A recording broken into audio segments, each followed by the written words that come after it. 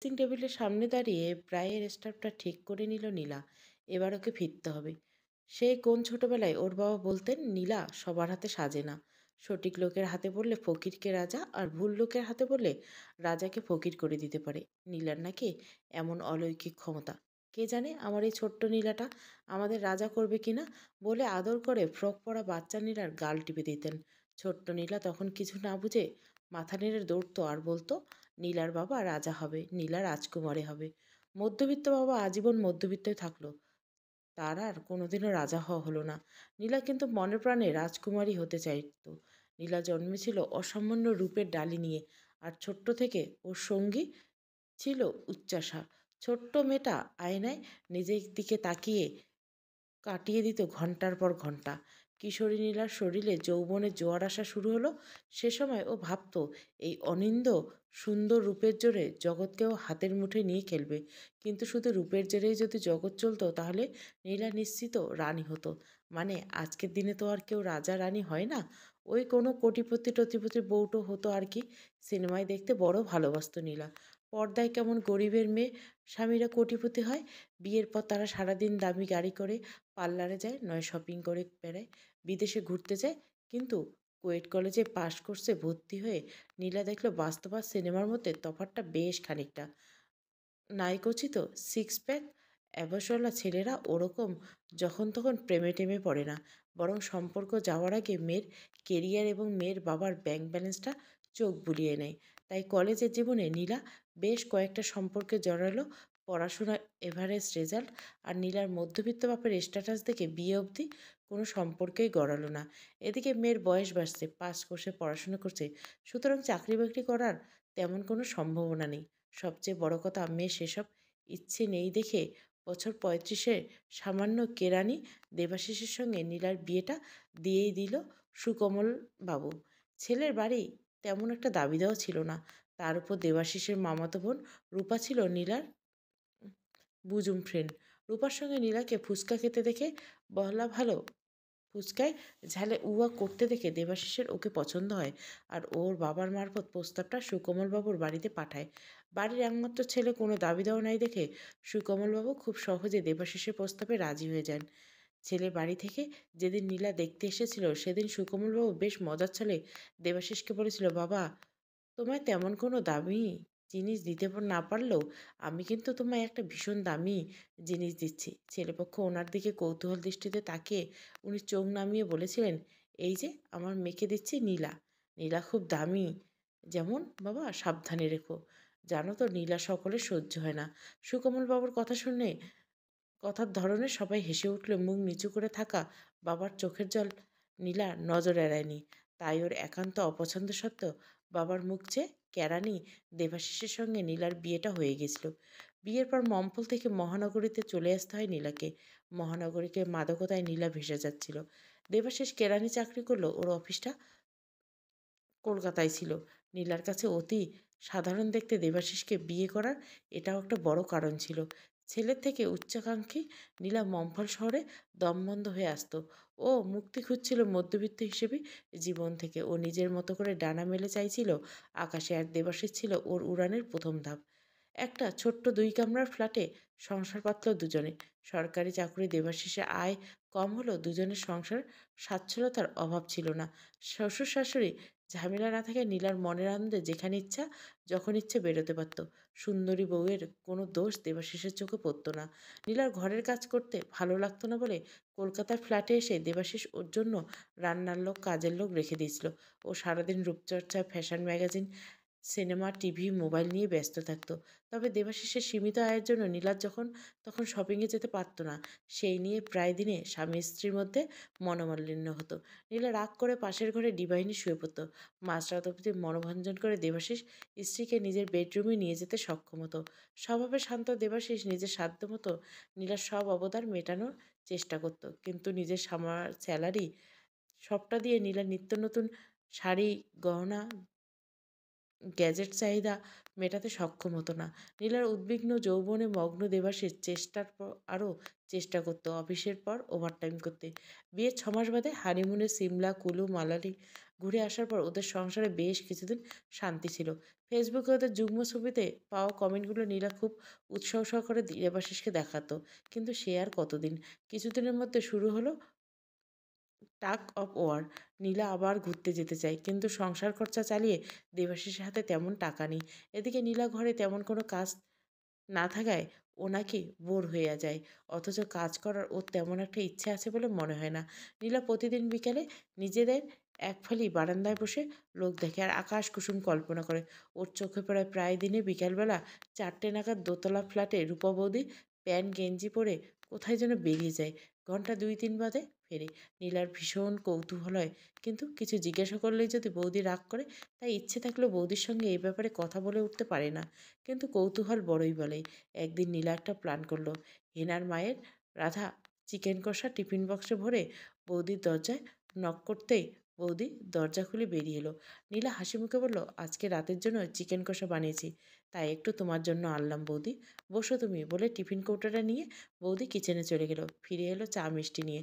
বৌদিদের সোফায় বসে চা মিষ্টি খেতে খেতে এটা ওটা নিয়ে গল্প করার পর নীলা কিন্তু কিন্তু করে বলল, বৌদি তুমি যদি রাগ না করো তাহলে একটা কথা জিজ্ঞাসা করবো? ওমা, রাগ করবো কেন? তুমি বলেই না। বিকেলে তুমি কোথায় যাও গো? বৌদির উৎসাহ পেলে নীলা কথাটা পেরেই ফেলল। আর বলো না, আমার তো মোটার ধাত, তাই একটু নিজের ফিগারটা টোন রাখতে নিয়মিত জিমে যাই। আচ্ছা বৌদি, আমিও জিম করতে পারি? কেন পারবে না? জিম তো যে কেউ যে কোনো বয়সে করতে পারে। কিন্তু তোমার জিম করার দরকারটা কি? তোমার তো এমনিতেই দারুণ ফিগার, যাকে বলে পারফেক্ট আওয়ার গ্লাস। কিন্তু বৌদি, বয়স তো বাড়ছে, এবার একটু মেনটেন করাটা প্রয়োজন। আচ্ছা বলো না, এতে খরচ কেমন? নীলা আদুরে গলায় বলে উঠল। বৌদি থেকে সব জেনে বেশ আনন্দের সঙ্গে নিজের ফ্ল্যাটে ঢুকে দেবাশিসে ফেরার জন্য অপেক্ষা করতে লাগলো নীলা। ওয়ার্ড্রপ খুলে একটা শর্ট ড্রেস বার করলো নীলা। এবার পুজোর সময় দেবাশিসের সঙ্গে মলে গিয়ে কিনেছিল। ব্লু রঙের ড্রেসের সঙ্গে ম্যাচিং করে ইয়ারিং পরলো, সঙ্গে মানানসই চাটাপ। সুগন্ধে পারফিউম ছড়িয়ে নিল শরীরে। নিজের লম্বা সুগঠিত পা দেখতে দেখতে নিজেই মুগ্ধ হয়ে গেল। কলিং বেল বাজতে নীলা নিজের মেয়েদিন পিঠ, সুবস্তুল স্তন, পাতলা কোমরে হিল্লোল তুলে দেবাশিসকে দরজা খুলে দিল। দরজায় দাঁড়ানো কামাত্ম নীলাকে দেখে দেবাশিসের মনে হলো এবারও ও নিঘাত পাগল হয়ে যাবে। কোনো মেয়ে এতটা কি করে হতে পারে? এক ঝটকায় নীলাকে কোলে তুলে দেবাশিস বেডরুমে ঢুকে গেল। নীলা ঠিক এটাই চাইছিল। এই জন্য তো উত্তেজক পোশাকে আদুরে আদুরে গলায় দেবাশিসকে বলল, শোনো, আমি না জিমে ভর্তি হব। আমি আজ রূপবতীর সঙ্গে কথা বলছি। রূপবতী প্রতিদিন বিকালবেলা জিমে যায়, আমাকেও সঙ্গে নিয়ে যাবে বলছে। তুমি ভর্তি করে দেবে তো?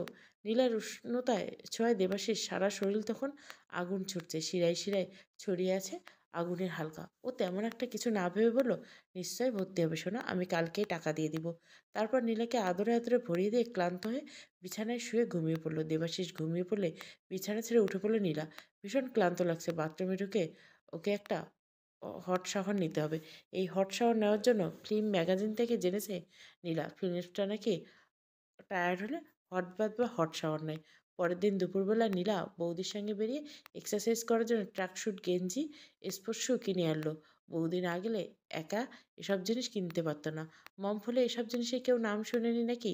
কিশোরী মেয়েরা জিন্স পরলে ওখানে আওয়াজ দেওয়া শুরু হয়। ঠিক বিকেল 4টা বাজতে বৌদির সঙ্গে নীলা জিমের উদ্দেশ্যে বেরিয়ে পড়ল। বৌদি ফর্ম ফিল আপ করে দিল। টাকা জমা দিয়ে ওরা দুজনে জিমের ভিতরে ঢুকে গেল। শীততাপ নিয়ন্ত্রণ ঘর, ঝাঁ চকচকে ইকুইপমেন্ট। প্রথম দিনে জিমটাকে নীলার ভালো লেগে গেল। টাইট গেঞ্জি, ব্ল্যাক ট্র্যাকস্যুট, ছিপছিপে নীলাকে দেখে ট্রেনারের চোখ একটু বেশিই চকচক করলো। ইয়াং ট্রেনার ওকে বেশ যত্ন করে ইকুইপমেন্টের ব্যবহার শিখিয়ে দিল। সেই চোখে সে ছেলেকাটা হাত ওর কোমর পিঠ টাচ করলো। নীলা ব্যাপারটা বেশ উপভোগ করছিল। ফেরার সময় বৌদির কাছ থেকে জানতে পারলো জিমের ওই সিক্স প্যাকওয়ালা সুদর্শন ট্রেনারের নাম সুপ্রতীক। বাড়ি ফিরে সুপ্রতীকে সেই বলিষ্ঠ হাতের স্পর্শ নীলার সমস্ত শরীর মায়াবী খেলায় ডুবিয়ে রাখলো। রাতে দেবাশিসকে অভ্যাসের মতো জড়িয়ে ধরে ঘুমের সমুদ্রে তলিয়ে যেতে যেতে নীলা ভাবতে লাগলো কাল বিকেল 5টা কখন বাজবে। স্বচ্ছ নীল শিপনের শাড়িটা পেঁচিয়ে ধরছে পাতলা কোমরে।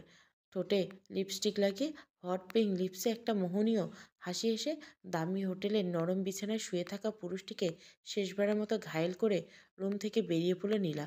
লিফট চেপে হোটেল লবি, সেখান থেকে ক্যাবে উঠে গাড়ির নরম সিটে গা এলিয়ে দিল। হ্যাঁ, এখন আর ও গৃহবধূ নয়। ও এখন অন্য পরিচয়ে বাসে। ওর বর্তমান পরিচয় হলো হাই সোসাইটির। এই পেশায় ওর নাম মেহেক। একটা নামকরা এজেন্সির মাধ্যমে ও ক্লায়েন্ট পায়। আর শহরে লিস্টে মেহেক মোটামুটি টপ পজিশনে আছে। সুতরাং ওর দর যথেষ্ট চড়া। নিজের রোজগারের টাকায় ও কলকাতা শহর সোসাইটির একটা ১৪০০ স্কোয়ার ফিটে ফ্ল্যাটের মালকিন। ওর ঘর জুড়ে আধুনিক স্টাইলের দামি দামি আসবাবপত্রের ছড়াছড়ি। দেওয়াল জোড়া হোয়াইট ওয়ার্ডরোবে থরে ভিতরে সাজানো রয়েছে রকমারি পোশাক, ব্যাগ, জুতো। মেহেক কি সত্যি এগুলো চেয়েছিল? ও আসলে কে, মেহেক না নীলা? আজকাল মাঝে মধ্যে ওকে নিজের পরিচয় হাতড়াতে হয়। ম্যাডাম, আপকা কমপ্লেক্স আ গয়া। ক্যাব ড্রাইভারের ডাকে সম্মতি ফিরল। রেন্ট পে করে লিফটে বোতাম টিপে 14 ফ্লোরের বারান্দায় দাঁড়িয়ে হাওয়া উড়িয়ে যায়। কিন্তু আজকাল নীলা এত ক্লান্ত থাকে, সবুজ শহরে হাতছানি দেখার জন্য ওর আর ব্যালকনি যেতে ইচ্ছে হয় না। ডোর ম্যাচের নিচে রাখা চাবি দিয়ে দরজা খুলে রুমে ঢুকে সোফায় বসে চোখ বুজল নীলা। ফিরে গেল নিজের অতীতে। জিমে যাওয়ার আগ্রহ বাড়ছিল ক্রমশ। আগ্রহ নাকি নেশা? নেশার মতো জিম ওকে টানছিল। একদিন না গেলে মন খারাপ। সুপ্রতিম ততদিন তার দেহ মন দখল করতে শুরু করেছে। নীলার সারা শরীর জুড়ে অনুরণন তুলছে সুপ্রতীকের শরীর চেনার আকর্ষণ। অদ্ভুত এক উত্তেজনায় নীলা যেন সবসময় আচ্ছন্ন হয়ে থাকতো। দেবাশিস ওর পাশে আছে, অথচ নেই। একদিন দুপুরে দেবাশিসের অনুপস্থিতিতে ওরা দুজনে নীলার বেডরুমেতে মিলিত হলো। সুপ্রতিমের দেহের সঙ্গে নীলার শরীর পিষ্ট হচ্ছিল।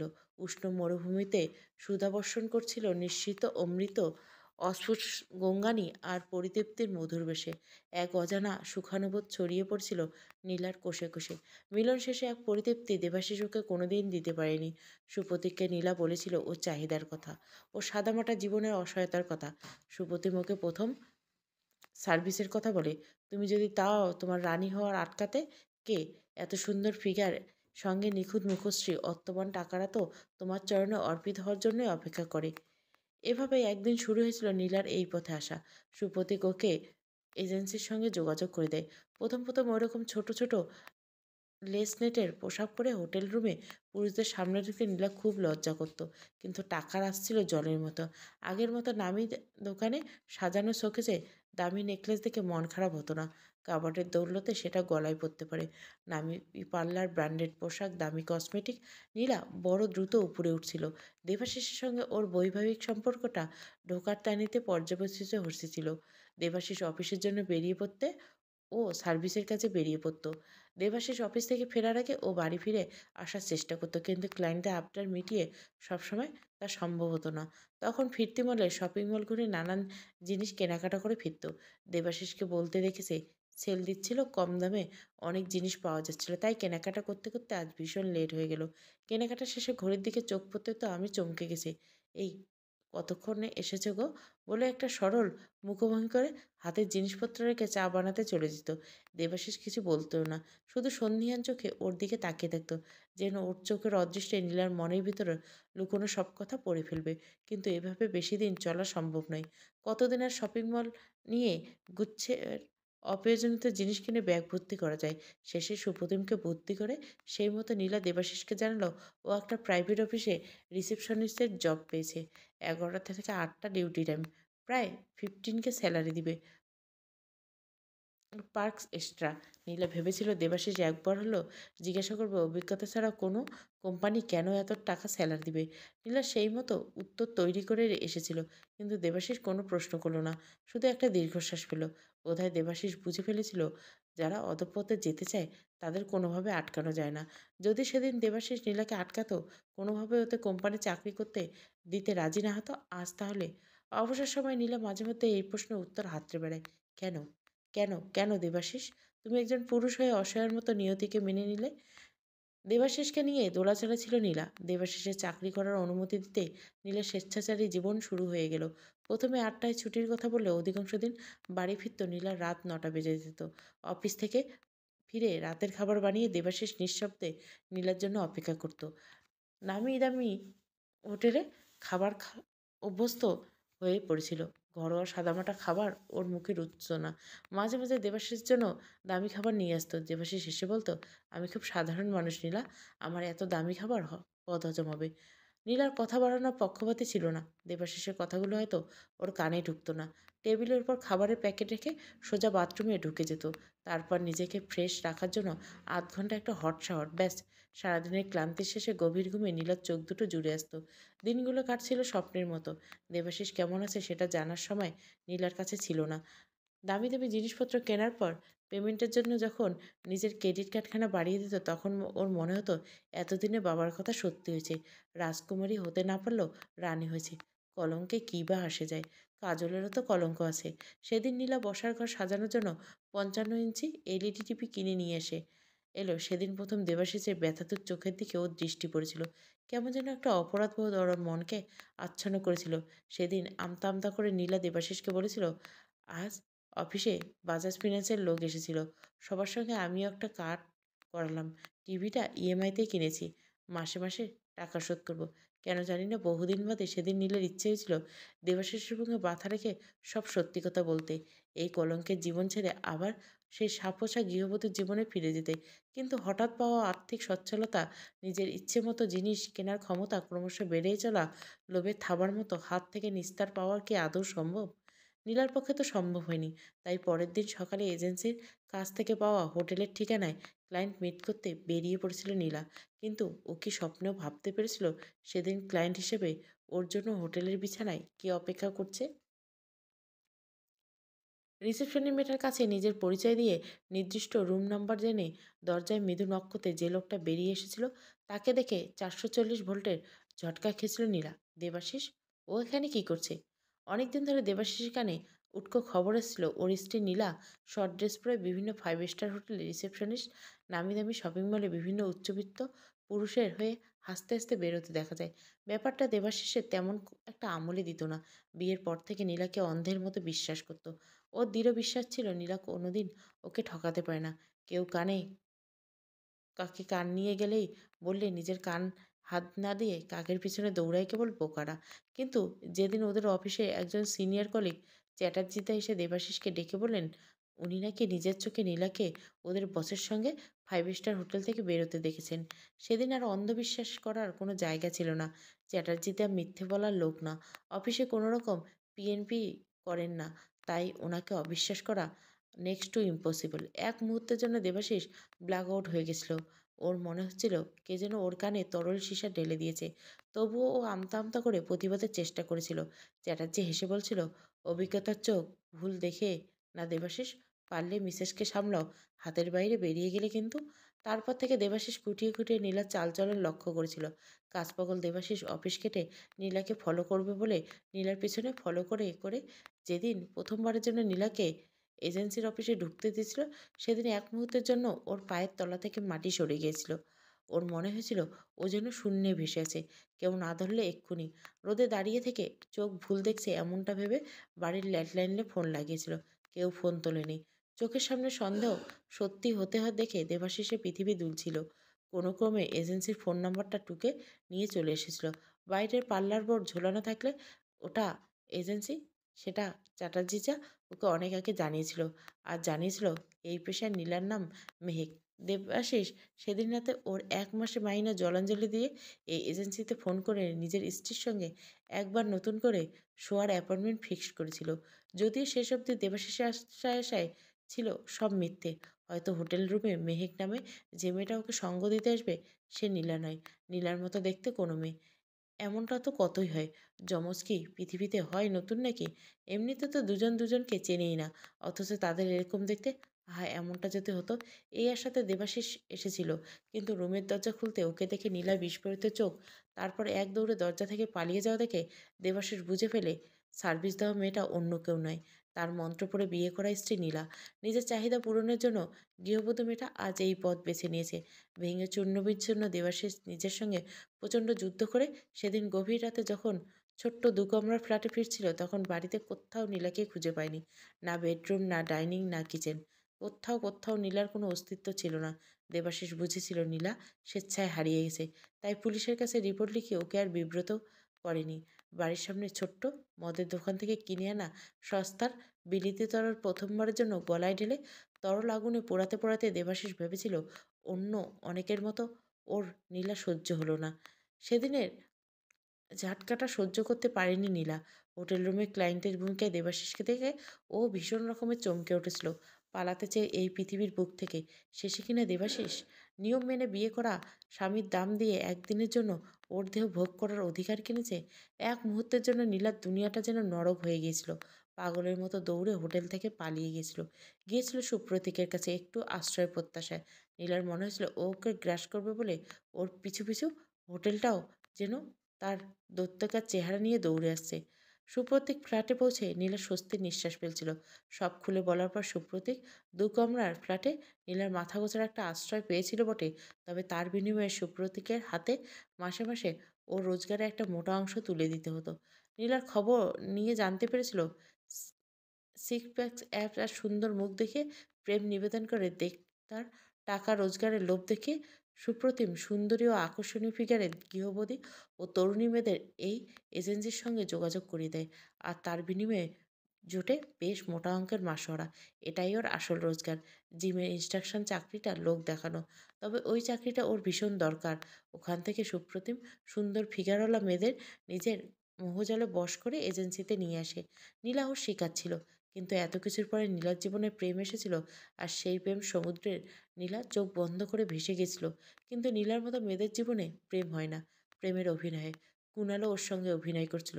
বড় আকস্মিকভাবে নীলা একদিন আবিষ্কার করেছিল কুণাল ওকে নিয়ে ভয়ঙ্কর খেলা খেলতে চলেছে। সেদিনের কথা মনে পড়তে এখনও আতঙ্কে শিউরে ওঠে নীলা। যখন ভাঙা হৃদয়ের টুকরোগুলো কুড়িয়ে নিয়ে নীলা নিজের অন্ধকারের বাসায় ফিরছিল, তখন যেন দেবাশিসের যন্ত্রণায় পরিপূর্ণ স্বরূপ নিজের সমস্ত সত্তা দিয়ে উপলব্ধি করতে পেরেছিল। চোখ খুলল নীলা। স্মৃতির ভারে মন জর্জরিত। এবার ওকে একটা হট শাওয়ার নিতে হবে। তারপর ফুড আপ থেকে ডিনারের জন্য কিছু খাবার অর্ডার করলে কাজ মিটে যাবে। নীলার শরীর যেন আর এক অজানা ক্লান্তি ভর করেছে। আজকের ক্লায়েন্টটা বড় অত্যাচারী ছিল। আঁচড়ে কামড়ে পয়সা উসুল করে নিয়েছে। ক্ষতস্থানে ক্রিম ঘষতে ঘষতে নীলা ভাবছিল এই পেশায় সেটাই স্বাভাবিক, যে যত বেশি যন্ত্রণা সহ্য করতে পারবে তার রোজগার তত বেশি হবে। আজ আর নীলার কেউ নেই। একাকী এই বিরাট শহরে রোজগার না করলে ও বাঁচবে কি করে? দরজায় কলিং বেল বাজছে। ড্রেসিং গ্রাউন্ডটা পরে নীলা দরজায় আই হলে চোখটা দেখলো ফুড অ্যাপের ডেলিভারি বয় খাবার হাতে দাঁড়িয়ে আছে। আগে ই ওয়ালেটের মাধ্যমে পেমেন্ট করা ছিল। খাওয়া নিয়ে দরজাটা বন্ধ করে নীলা ডাইনিংয়ের উপর প্যাকিংটা রেখে কিছুক্ষণ চুপচাপ দাঁড়িয়ে রইল। ডুব দিল স্মৃতির অন্দরালয়ে। ওর মনে পড়ছিল কুণালের কথা। ক্লায়েন্ট সার্ভিস ব্যস্ততা ঘেরা দিন জীবনের শেষে যখন ওর চোখে জলের সঙ্গী হতো বিছানার পাশে রাখা তুলোর বালিশ, ঠিক তখনই নীলা একাকিত্ব ঘেরা অন্ধকার জীবনে কুণাল এসেছিল এক ঝলক ঠান্ডা বাতাসের মতো। কুণাল পেশায় ফটোগ্রাফার। ওর আওয়ার ক্লাস ফিগারের প্রশংসা করেছিল। আমি টলিউড ইন্ডাস্ট্রিতে কাজ করি। আপনার ফিগার বা আকর্ষণীয় টলিউডে অনেক হিরোইনদের এমন নির্মেদ দীর্ঘদেহী চেহারা নেই। আপনি নায়িকা হওয়ার জন্য আবেদন করেন না কেন? এত সুন্দর মুখশ্রী, বাঁশির মতো টিকলো নাক, রসালো ঠোঁট, দীঘল চুল, মাদকতায় পরিপূর্ণ ফিগার। আপনার জন্মই তো হিরোইন হবার জন্য হয়েছে। আপনি এসব জায়গায় কী করছেন? প্রশংসা কেনা গলে নীলাও গলে গেল। ক্লায়েন্ট আর প্রফেশনাল মাধ্যমের সম্পর্কের বাইরে ওদের আরও একটা সম্পর্ক তৈরি হলো। ফটোশুটের নাম করে কুণাল ওকে বিভিন্ন রিসোর্টে নিয়ে যেত। সেখানকার লনে, সুইমিং পুলে বিকিনি পরা নীলার নানান ভঙ্গিমা নিজের ডিএসএলআরে ক্যাপচার করতো কুণাল। নীলা যখন স্ক্রিপ্ট পড়তে চাইতো, কোনো সিরিয়াল বা সিনেমার পরিচালক ওর ছবিগুলো পছন্দ করছে কিনা জানতে চাইলে কুণাল হেসে উড়িয়ে যেত। বলতো, চিন্তা কি সোনা, আমি তো সবসময় তোমার পাশে আছি। তুমি চিন্তা করো না সোনা, আমি বেশ কয়েকজন পরিচালক প্রযোজকের সঙ্গে কথা বলছি, তোমার নাম অ্যাপ্রোচ করছি। একটু অপেক্ষা করো, একটা না একটা প্রজেক্ট লেগেই যাবে। 6 মাসে কুণালের সঙ্গে সম্পর্ক ছেড়ে নীলার। এই 6 মাস ধরে সিনেমা বা সিরিয়ালের ডাক পাওয়ার জন্য নীলা অনন্ত অপেক্ষা করে আছে। কিন্তু ঝেড়ে বাতাসে কুণাল কোনোদিনও সে সুখবর বয়ে আনতে পারে না। তবুও নীলার সঙ্গে বয়ে যায়, ফটোশ্যুট করে আশায় আশায় যদি কোনোদিন শিখে ছেড়ে। কিন্তু এই আপাতত ঠান্ডা বাতাসের যে জীবনের জন্য কতটা বিষাক্ত ছিল তা বুঝতে নীলার একটু বেশি সময় লেগে গেল। কুণাল দাম দিয়ে ওর সময় কিন্তু গল্প করবে, ছবি তুলবে।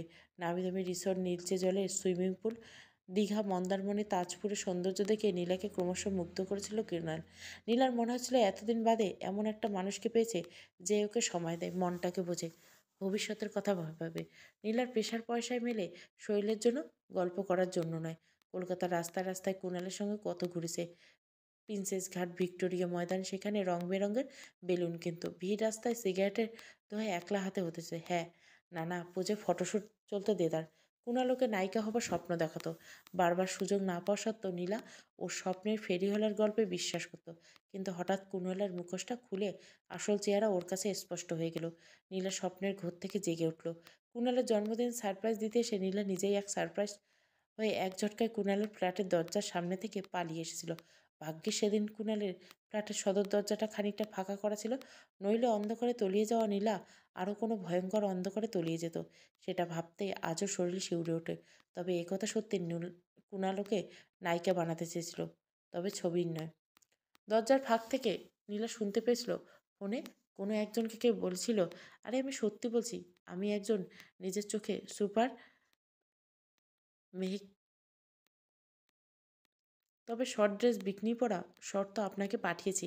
আপনি যদি ওকে হিরোইন বানান, সাইন করাতে গ্রিন সিগন্যাল দেন, তাহলে 1 সপ্তাহের মধ্যে আপনার কাছে মেয়েকে ভেরিফাই পিক পাঠিয়ে দিব। আমার ফিডব্যাকটা আজই চুরি হয়েছে। জানেন তো আজকাল চোরগুলো হাত সাফাই ওস্তাদ। প্রচুর লোকসান হয়ে গেল। ওতে আমার ল্যাপটপ, ক্যামেরা, পেন ড্রাইভ ছিল, নইলে আজই আপনাকে।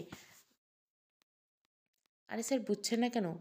মালটা ঝাকাস, পুরো 440 ভোল্ট। একবার ছ্যাঁকা খেলে আপনার ইন্টারনেট দুনিয়া ছেয়ে যাবে। টাকার কথা ছাড়ুন, ডলারে কামাবেন। আমি কি আর মেহেকের পিছনে এত সময় এমনি এমনি নষ্ট করছি? মেয়েটা আমার পিছনে একেবারে দিওনি স্যার, দিওনি। শুটিংয়ের জন্য যেখানে নিয়ে যেতে বলবেন নিয়ে যাব। তারপর আর আপনার 2 নম্বরই ব্যবসা সবই পাচার করতে পারবে। আমি মেহেকের বেশ কয়েকটা ছবি আপনাকে পাঠিয়ে দিচ্ছি। আপনি শুধু জানান ডিলটা ফাইনাল কিনা। তবে এমআর রেট কিন্তু 150 লাখ। না না, কমাতে পারবেন না। শুনলেন তো, সব গ্যাজেটগুলো চুরি হয়ে গেছে। ওগুলো আবার নতুন করে কিনতে হবে। জানেন তো শ্যুটকে পারফেক্ট করতে ক্যামেরার পিছনে ফটোগ্রাফার কতটা গুরুত্ব। আর অপেক্ষা করুন, নীলা ওরফে মেঘ সোজা এসে এজেন্সিগুলো এ ব্যাপারে ওদের মেয়েদের যথেষ্ট সাপোর্ট দেয়। আর নীলা ওদের স্টার, ওকে তো হেল্প করবে। তবুও রিপোর্ট করার পর থেকে কুণালে হঠাৎ করে ওর ফ্ল্যাটে এসে ওকে আমন্ত্রণ করতে পারে এমন একটা ভয় নীলাকে রাতে ঘুমাতে দিচ্ছিল না। যতই হোক, টাকাটার কম নয়, 50 লাখ। নীলা ঠিকঠাক কাস্টমারকে স্যাটিসফাই করতে পারছিল না। ঠিক না ঘুমাতে ওর শরীর জুড়ে ক্লান্তির বাসা বাঁধছিল। কিন্তু এসব এজেন্সির রুল খুব কড়া। কাস্টমার স্যাটিসফাইড না করতে পারলে তোমার কেরিয়ার খতম। কাস্টমারদের কাছ থেকে নীলার নামে রিপোর্টের পর রিপোর্ট আসছিল। নীলার থেকে দুবার ওয়ার্নিং পাওয়ার পর নীলা সিদ্ধান্ত নেয় নিজের পুরো ফ্ল্যাটটা বেচে দেবে, আর সেই টাকা নিয়ে আরও কিছু টাকা ইনভেস্ট করে নতুন ফ্ল্যাটে উঠে যাবে। আর তারই ফসল আজকে এই বিলাসবহুল ফ্ল্যাট। এখানকার সিকিউরিটি খুব কড়া। কুণাল কোনোভাবে এখানে ঢুকতে পারে না। হঠাৎ মোবাইল ফোনে টিং টিং শব্দে বর্তমানে ফিরে এলো। মেসেজ বলেছে সুপ্রদীপ। এত রাতে সুপ্রদীপ নীলার সঙ্গে কী দরকার? ভাবতে ভাবতে খাবারটা যেন ঠান্ডা হয়ে গেছে। কী যে অগত্যা মাইক্রোতে আবার গরম করে খেতে বসেছে নীলা। এমন সময় রাতের নিস্তব্ধ ভেদ করে বারবার কলিং বেল বেজে উঠল। কলিং বেল বাজার ধরনে নীলা বুঝলো আগন্তুকের বেশ তাড়া। ডাইনিং টেবিলে পড়ে রইল খাবার। নীলা উঠে দরজা খুলতে গেছে। দরজার পাশে সুপ্রতিম পাশে মাথা নিচু করে দাঁড়িয়ে আছে একটা 15-16 বছরের কিশোরী। নীলা মেয়েটার দিকে কৌতূহল দৃষ্টিতে তাকে সুপ্রতিমকে ভেতরে ঢুকে দরজা বন্ধ করে দিল। তারপর নীলা দিকে চেয়ে চোখ মেরে বলল, বাবা! দিন দিন তো নীলার চমক বেড়ে চলছে, কিন্তু আজ এ চমক উপভোগ করার মতো সময় নেই। আজ আমার একটু তাড়া আছে। তবে একদিন সময় করে আমার খোঁজা অমূল্য নীলার উজ্জ্বলতা উপভোগ করতে আসবো। কথা শেষে সুপ্রতিম আরেকবার চোখ মারল। তারপর একটু হেসে নীলিকে বলল, শোনো, এই মেয়েটার নাম রশ্মিনী। লাইনে নতুন এসেছে। একে দিন 10-এর জন্য এখানে রেখো। সময় হলে নিয়ে যাব। এই কদিনের মধ্যে ওর পেশা সংক্রান্ত ট্রেনিংগুলো ভালো করে পোক্ত করে দেব। এবার থেকে এজেন্সির হয়ে কাজ করবে। বুঝেছো? নরম লেদারের সোফায় জড়সড় হয়ে দাঁড়িয়ে থাকা রোশনির দিকে তাকিয়ে সুপ্রতিভ বলল, এই রোশনি, যা দিদি করছে, যা দিদি তোকে এই লাইনে সব কাজ শিখিয়ে দিবে। আমি এবার চললাম, পরে আবার আসবো। এই নীলা, রোশনির একটু খেয়াল রাখো কিন্তু। একটু তাড়াহুড়ো করে সুপ্রতিভ বেরিয়ে গেল। কিরে মেয়ে, কিছু খেয়েছিস? নীলার প্রশ্ন করতে রোশনি ঘাড় নাড়ল। ওই ডাইনিং টেবিলে খাবার রোশনির দিকে এগিয়ে দিল। থালাটা হাতে নিয়ে ধপাস করে মাটিতে বসে পড়ল রোশনি। এত তাড়াহুড়ো করে রোশনি খাবারটা খেতে লাগলো। নীলার দেখে মনে হলো বাচ্চারা বেশ কয়েকদিন ধরে ভালো করে খেতে পায়নি। আহারে বেচারা! নীলার গলার কাছে যেন কষ্টটা দলা পাকিয়ে উঠল। খাওয়ার পর নীলা রোশনিকে সোফায় শুতে বলল, কিন্তু পরদিন সকালে দেখে মেয়েটা মাটিতে গুটিসুটি মেরে শুয়ে আছে। গত দুদিনের ধরে রোশনির সঙ্গে কথা বলার অনেক চেষ্টা করছে নীলা। মেয়েটা কোনো কথাই বলে না, মাথা নিচু করে সব কথা মন দিয়ে শোনে, ভাবলেজিনভাবে মুখ করে বসে থাকে। নীলা ওর দিকে খাবারের থালা বাড়িয়ে দিলে চুপচাপ খায়। কোনোদিন খাবার সময় পেরিয়ে গেলে নীলা মুখের দিকে অবোধ শিশুর মতো তাকিয়ে থাকে। নীলার ভীষণ খারাপ লাগে, তাড়াতাড়ি ওকে খাবার এনে দেয়। তৃতীয় দিন সকালে ঘুম থেকে উঠে নীলা একা একা কিচেনে দাঁড়িয়ে ব্রেকফাস্ট বানাচ্ছিল। হঠাৎ ওর অবাক হয়ে দেখলো রোশনি কাচুমাচু মুখে এসে দাঁড়িয়েছে। নীলা ওর দিকে চেয়ে অবাক হয়ে বলল, কিরে, কিছু বলবি? ও ঘাড় নাড়ল। বল, কি বলবি? আমি কি তোকে কিচেনে হেল্প করব? হ্যাঁ, আয় এদিকে আয়। দুজনে মিলে কফি, টোস্ট আর এগ পোস্ট বানাতে বানাতে গল্প করতে লাগলো। নীলা আকবরে জিজ্ঞাসা করলো, কিরে রোশনি, তুই মহানগরীতে এলি কিভাবে? মুখ নিচু করে ওড়না খুঁট পাকাতে পাকাতে মেয়েটা বলল, তারপর ধীরে ধীরে বলল, ট্রেনে করে। ট্রেনে? তুই একা ছিলি নাকি কেউ ছিল? আমি তো একা আসিনি গেও, আমি তো আমার স্বামীর সঙ্গে এসেছিলাম। স্বামীর সঙ্গে? তোর স্বামী কোথায়? স্বামীর নাম কি? এবার ঝরঝর করে কেঁদে ফেলে মেয়েটা। এতে কাদার কি হলো নীলা ভেবে পেল না। নীলা ওর দিকে অবাক চোখে তাকাতে রোশনি কাঁদতে কাঁদতে বলল, কাজু, আমার স্বামী। কাজুই তো আমায় এখানে বেঁচে দিছে। কথাটা বলে মেয়েটা আবার মুখ নিচু করলো। নীলা বুঝলো মেয়েটার চোখের জল লুকাচ্ছে। ইস, না বুঝে রোশনিকে কতখানি আঘাত দিয়ে ফেললো। নীলা বুঝলো রোশনির মন খারাপ হচ্ছে, তাই প্রসঙ্গ ঘুরিয়ে বলল, আর দুটো টোস্ট নিবি? রোশনি দুদিকে ঘাড় নাড়ালো। রাতের ডিনারে নীলা চিকেন ফ্রাইড রাইস আর চিলি চিকেন রান্না করলো। এই মেয়েটা দৌলতে নীলাকে এজেন্সি 10 দিনের ছুটি দিয়েছে। সুপ্রতিং ওর জন্য এই ছুটিটা ম্যানেজ করে নিয়েছে। চিলি চিকেন রাঁধলে মেয়েটা বড় তৃপ্তি করে খায়।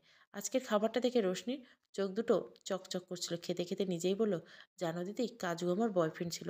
ও আমাকে বলেছিল ও নাকি এখন কলকাতায় ভালো কাজ করে, ছোট্ট একটা ফ্ল্যাটে ভাড়া থাকে। সেই ক্লাস 7 থেকে ওর সাথে প্রেম। মাধ্যমিকের পর কলকাতায় চলে এলো কাজের সন্ধানে। মাঝে মাঝে গ্রামে ঘুরতে আসতো। কাজু যখন চকচকে সিল্কের শার্ট পরে আমার সঙ্গে ঘুরতো, তখন বাকি বন্ধুদের সামনে গর্বে বুক ফুলে উঠত। আমার অন্যান্যরা বলেছিল ও নাকি তমা বৌদির কাছে শুনেছে কাজু ভালো ছেলে নয়। কাজু আমায় মেলায় ঘুরতে নিয়ে যেত, সিনেমা হলে সিনেমা দেখাতো, চুড়ি, হার, কানের ফিতে কিনে দিত, ফুচকা, চপ, কাটলেট খাওয়াতো। আমার খুব আনন্দ হতো। তারপর একদিন সিনেমা হলে অন্ধকারে ও আমার ঠোঁটে রোশনির কথাটা অর্ধসমাপ্ত রেখে থেমে গেল। কিরে, থামলি কেন বল? সেদিন হঠাৎ কাজু আমায় গ্রামের মোড়ে মন্দিরে ডেকে পাঠালো। আমি আসতে একগাল হেসে বলল, কিরে, কলকাতায় যাবি? ওখানে তোর জন্য একটা ভালো কাজ রেখেছি। ভাবছি এবার বিয়েটা সেরেই ফেলি। এক কামরা ফ্ল্যাট ছেড়ে দুজনে একটা ভালো বাড়ি ভাড়া নেব। তুই আমি মিলে কামাবো, সব ম্যানেজ হয়ে যাবে। কিরে, যাবি নাকি? স্বপ্নের শহর কলকাতায়, ওখানে কিন্তু সব স্বপ্ন সত্যি হয় জানো দিদি। সেদিন ওর বুকে মাথা রেখে ভবিষ্যতে সুখ স্বপ্নে বিভোর হয়ে কতক্ষণ কেঁদে গেছিল মনে নেই। কাজু বলল, তবে আমরা এই মন্দিরে বিয়েটা সেরে ফেলি, তাহলে তোর বাবা মা কোনো আপত্তি করবে না। বরং মেজামাইকে শহরে থাকবে জেনে খুশি হবেন। ওর পরামর্শের পরের দিন আমরা গ্রামের মন্দিরে বিয়েটা সেরে নিই। ও যখন আমার স্মৃতিতে সিঁদুর পড়লো, মনে হলো আজ থেকে আমি আর একা নই। বাড়িতে এসে সৎমাকে নমস্কার করলে সৎমা খুব খুশি হয়ে আমায় 4টি নতুন শাড়ি দিয়েছিল। বাবা হেসে বলেছে, বিয়ের পর প্রথমবার জন্য কলকাতায় যাবি তো মা? এভাবে কেউ খালি হাতে যায়? একটু দাঁড়া, এক্ষুনি এসছি বলে একটা নতুন তোরঙ্গ এনে হাজির করলো। সঙ্গে আমার মৃত মায়ের 4 গাছা সোনার চুড়ি, একজোড়া পুরনো কানের দুল হাতে তুলে দিছিল। হাজার অভাবই হলে আমি জিনিসগুলো বিক্রি করিনি রে মা, এইগুলো যে তোর মাতৃ। আর এই ধনে শুধু তোরই অধিকার। সস্তা নতুন বেনারসি শাড়ি, হাত ভর্তি কাচের চুড়ি, মোটা করে সিঁদুর লেপে কাজুর হাত ধরে প্রথমবার জন্য ট্রেনে উঠলাম। বুকের ভেতর সেজে কি এক অদ্ভুত আনন্দ হচ্ছিল তুমি ভাবতে পারবে না। একের পর এক স্টেশন পেরিয়ে যাচ্ছে। মাঝে মাঝে নিজেকে চিমটি কেটে দেখছি এসব সুখ স্বপ্ন নয় তো। মাঝে মাঝে রাস্তার ধারে বিভিন্ন জিনিস দেখে আমি কাজুকে নানা প্রশ্ন করছিলাম। ও সাধ্যমতো উত্তর দিচ্ছিল। আমার প্রশ্নের ঠেলায় কাজু খুব বিরক্ত হচ্ছিল। আমি তো তখন উৎসাহে ফুটছি। হাওড়া স্টেশনে নেমে আমি তো কত বড় স্টেশন, কত কত লোকজনে আনাগোনা। কাজু স্টেশন থেকে বেরিয়ে ট্যাক্সি স্ট্যান্ডের দিকে এগিয়ে গেল। আমি ওর পিছু পিছু গেলাম। কাজু দরদরন্ত করে একটা ট্যাক্সি ধরলো। রাস্তায় কত বাস, অটো, গাড়ি। আমি করে ভ্যাবলার মতো তাকিয়েছিলাম বলে কাজু আমায় ধমক দিল। অভিমানে আমার চোখে জল এসে গেছিল। হঠাৎ একটা জোরে ব্রেক কষে আমাদের ট্যাক্সিটা দাঁড়িয়ে গেল। ট্যাক্সিটা জানলা দিয়ে দেখলাম একটা বিরাট উঁচু বাড়ি। কাজু বলল, নামো, আমরা এসে গেছি। আমি তো ভয়ে জড়সড়। এটা আবার কাদের বাড়ি? আমি ভয়ে ভয়ে কাজুকে বললাম, তুমি কি এখানেই কাজ করো? এরা তো বিশাল বড় লোক মনে হচ্ছে। কাজু বেশ রেখে বলল, বেশি কথা না বাড়িয়ে ওর সঙ্গে চুপচাপ যেতে। বোতাম টিপে একটা বিরাট বড় মেশিনে পেটের ভিতর আমরা ঢুকলাম। ওয়ান্টেড সিনেমায় দেখছি এই মেশিনটাকে লিফট বলে। জানো দিদি, ওই সিনেমায় সলমান খান আয়শাটাকে একই লিফে আটকে পড়েছিল। কি কেলেঙ্কারি, কি কেলেঙ্কারি! পুরো যাতাকাণ্ড। কথাটা বলে ছোট্ট বাচ্চাদের মতো হাততালি দিয়ে উঠল রেশমি। তারপর কি হলো বলতো? রেশমি খোঁচালো নীলা। কাজু লিফটে উঠে ছতলার বোতাম টিপল।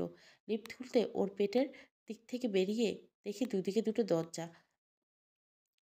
ওই একটা দরজা দিয়ে কাজু বেল টিপল। আমি ততক্ষণে নিশ্চিত হয়েছি এই বাড়িতে কাজু চাকরের কাজ করে। লজ্জায় আমার সামনে বলতে পারছে না। আরে ওই লোকটা এসে তোমার কাছে দিয়ে গেল না? কে? সুপ্রতীক? ও, ওই বিচ্ছিরি লোকটার নাম সুপ্রতীক বুঝি? কাজু তো আমাকে ওর কাছে দিয়ে গেল। লোকটা নাকি ওর পাতানো মামা। বলল এখানে কিছু কাজ আছে। আমি বাজার থেকে কয়েকটা জিনিস কিনে নিই, ফেরার পথে তোমাকে নিয়ে যাবো। জানো দিদি, আমি ওর সঙ্গে যেতে চেয়েছিলাম, কিন্তু কাজু কিছুতেই রাজি হলো না। কাজু সেই যে বাজারে গেল আর ফিরল না। গত দুদিন ধরে লোকটার বাড়িতে ছিলাম। লোকটা যখন বাইরে যেত আমাকে তালা দিয়ে রেখে যেত। দ্বিতীয় দিন সন্ধ্যাবেলা ওই সুপ্রতীক লোকটা মদ খেয়ে আমার গায়ে হাত দিয়ে এসেছিল।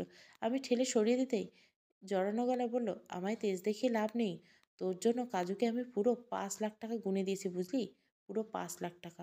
পুরো 5 লাখ টাকা কটা শূন্য থাকে জানিস? বলে আমার উপর ঝাঁপিয়ে পড়লো। তারপর সারা রাত অমানসিক অত্যাচার।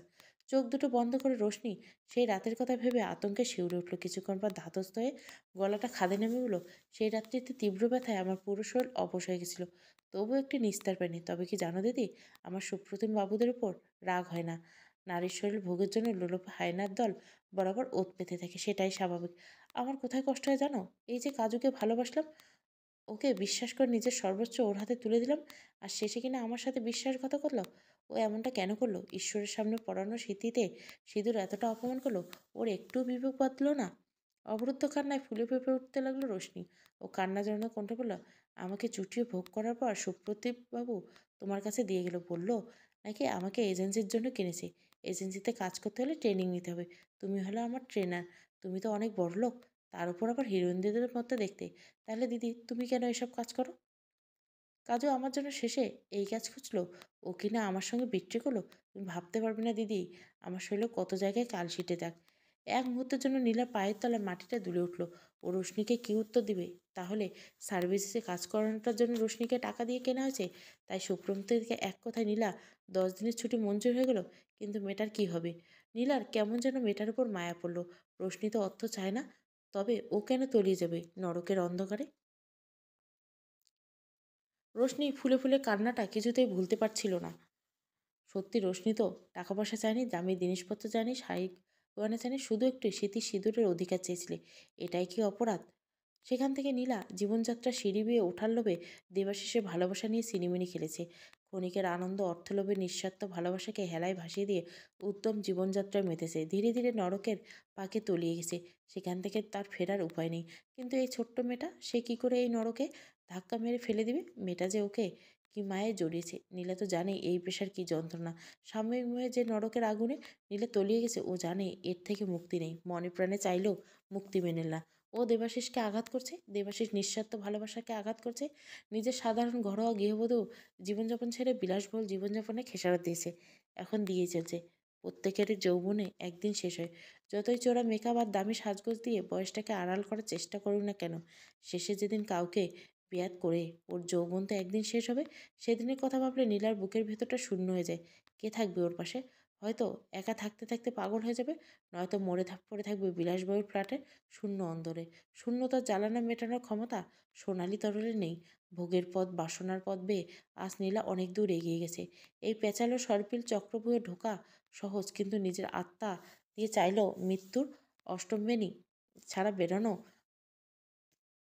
রাস্তা নেই। আর আত্মহত্যা করার ক্ষমতা বা সাহস কোনোটাই নেই। তবে চেষ্টা করলে এই মেয়েটাকে বাঁচাতে পারবে। নীলা তো ক্লায়েন্টদের চাহিদা মেটাতে মেটাতে একদিন যান্ত্রিক জীবনযাপনে অভ্যস্ত হয়ে গেছিল। সোনালি তরণ ঘুমের ওষুধ ঘোরের কেটে যেতে অভ্যস্ত দিনলিপি। কতদিন বাদে এমন লম্বা ছুটি পেলে নীলা? রোশনির কোমল মুখ ছবি ওকে পড়িয়ে দেয় সেই ছোটোবেলার দিনগুলো। বহুদিন বাদে একটা ভালো কাজ করার ইচ্ছে জাগছে। কিন্তু অতদিনে এজেন্সির সঙ্গে আবার অমানুষ সুপ্রতিম। এদের সঙ্গে কি একাকী লড়াই করতে পারবে? ওর কাছে কি সত্যি নীলার মতো জাদু ক্ষমতা আছে? জীবন রশ্মির বেশে ওর কাছে এসেছে একটা প্রশ্নচিহ্ন। জীবন উত্তর চায়। এই যুদ্ধে নীলা কি জিততে পারবে, নাকি কুরুক্ষেত্রের যুদ্ধের শেষে কর্ণের মতো ওর মৃতদেহ পড়ে থাকবে অস্তগামী সূর্যের প্রান্তরে? সকাল রাত্রি ভাবতে লাগলো নীলা। ওর দু চোখের নিচে গাঢ় কালির পোজ বলে দিচ্ছে নীলা কতগুলো রাত্রি নির্ঘুম কাটিয়েছে। সারাক্ষণ নীলা কি যেন ভাবতে থাকে। হাসি খুশি দিদিকে এইভাবে বদলে যেতে থেকে রোশনি ওর দিকে অবাক চোখে তাকায়। ওর আর বাক্য স্ফুট হয় না। মাঝে মাঝে নীলার মনে হয় ওর অনেক ক্ষমতা ধরে ওদের বিরুদ্ধে নীলা একা কিচ্ছু করতে পারবে না। তখন থেকে ওর নিজের উপর ভীষণ রাগ হয়। মনে হয় এই মেয়েটাকে বাঁচাতে ও অপারগ। সেই রাগটা পড়ে থাকে ঘরে থাকা জিনিসপত্রের উপর। একে একে ভাঙে কাচের ফ্লাওয়ার ভাস, কাচের দামি দামি। রেশমি নিশ্চুপে ঝাঁত দিয়ে কাজগুলো পরিষ্কার করে। মেয়েটা শূন্য দৃষ্টি দেখে বুকের ভেতরটা উথাল পাতাল করে নীলা। ঝাপটা দেওয়ার শেষে নীলা প্রাণ পড়ে রশ্মিকে বুকে জড়িয়ে ধরে কেঁদে দেয়।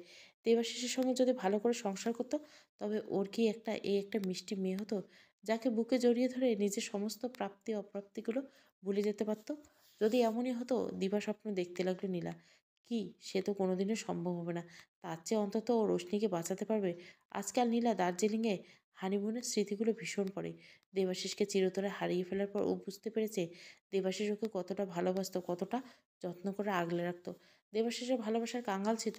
শুধু নীলা চেয়েছিল বলে দেবাশিস দার্জিলিংয়ের কনকনে ঠান্ডায় রাত্রিবেলা হোটেল থেকে বেরিয়ে আইসক্রিম কিনে এনেছিল। আইসক্রিম হাতে ধরে কি ভীষণ কাঁপছিল।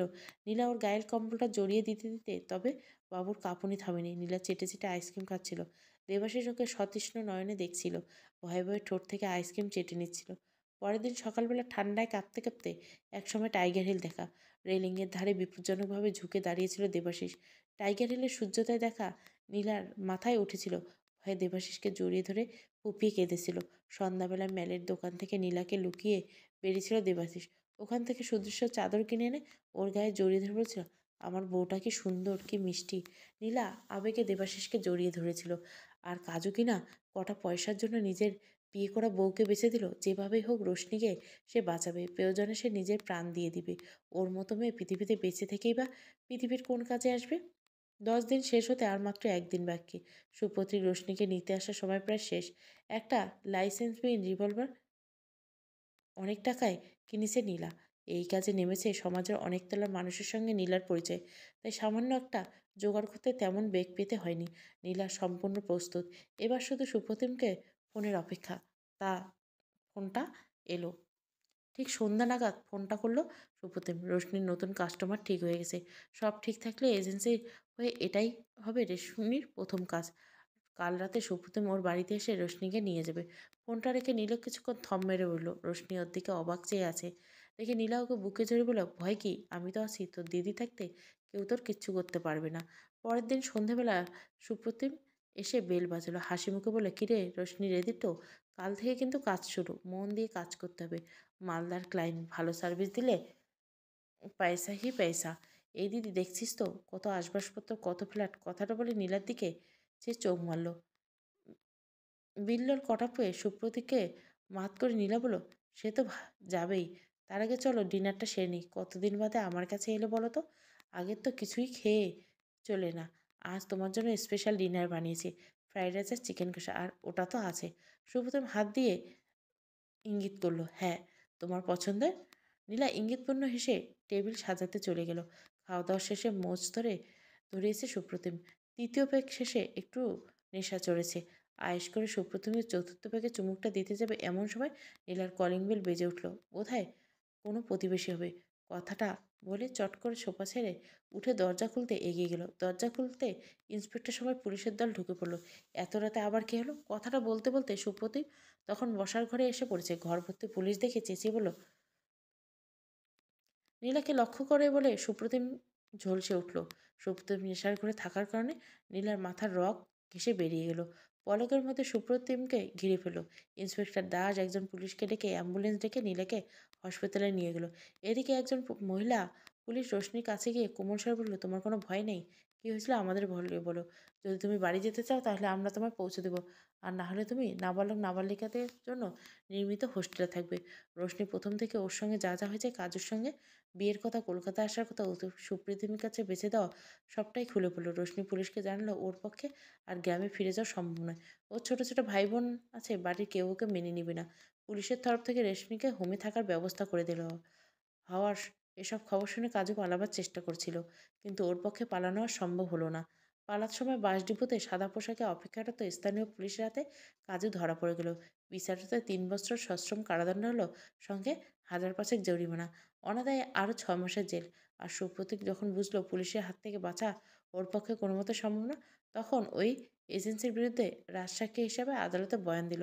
এজেন্সির সঙ্গে যুক্ত ব্যক্তিরা তাদের কৃতকর্মে শাস্তি পেল। হাসপাতালে চিকিৎসায় নীলা ধীরে ধীরে সাড়া দিল। ডাক্তার বলল ওর মাথায় রক্তটা ছুঁড়ে বুলেটটা বেরিয়ে গেলে ওই আকস্মিক আঘাতে নীলার স্মৃতিশক্তি নষ্ট হয়ে গেছে। ভুলভাল বকছে, পুরনো কথা কিছু মনে করতে পারছে না, শুধু ওর ছোটবেলার কথা বলে যাচ্ছে বাচ্চাদের মতো। তবে আসার কথা নীলা ওর পিতৃদত্ত নামটা ভোলেনি। কেউ জিজ্ঞাসা করলে বলছে, তোমরা জানো না আমার নাম নীলা আবেয়ার জেম। কিন্তু কেউ ওর কাছে যেতে গেলে ভায়োলেন্ট হয়ে যায়। হাসপাতালের নার্সকে আছড়ে কামড়ে দিয়েছে। শেষ পর্যন্ত এক প্রকার বাধ্য হয়ে পুলিশ নীলাকে মেন্টাল হসপিটালে ভর্তি করে দেয়। ওখানকার খোলা জানলার ধারে নীলা শুধু একটাই কথা বিড়বিড় করে চলে, আমার নাম নীলা। নীলা খুব রেয়ার জেম।